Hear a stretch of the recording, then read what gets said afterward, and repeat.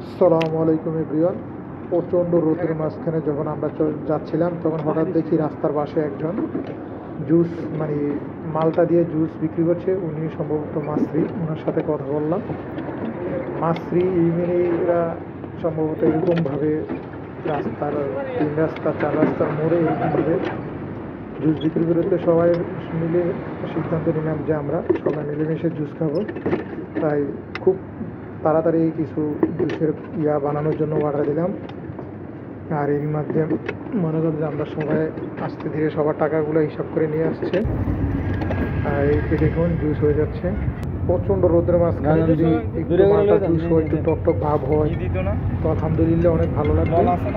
তাই সেটা হালকা কিছু বরফ হয়ে যায়, কারণ এই প্রচণ্ড রোদের মধ্যে মালটাগুলো হয়েছে।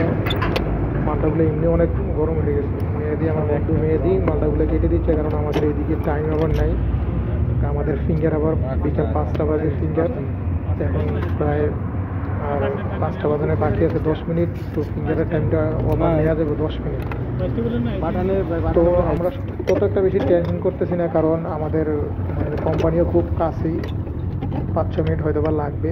তাই সবাই মিলেমিশে একটা উদ্যোগ নিলাম আর কি। খাই না ঠান্ডা কীরকম লাগে। তো সবাই একত্রিত মিলেমিশে খাচ্ছি। এই গ্লাসগুলো 5 টাকা করে, 6 টাকা 7 টাকা করে বিক্রি করে, যার থেকে বেশি যেতে পারে। আমরা যখন থামলাম এখানে বললাম এক লোক আমরা 21টা গ্লাস নিব, তখন ও বললো ঠিক আছে সমস্যা নেই, আমি বানিয়ে দেবো।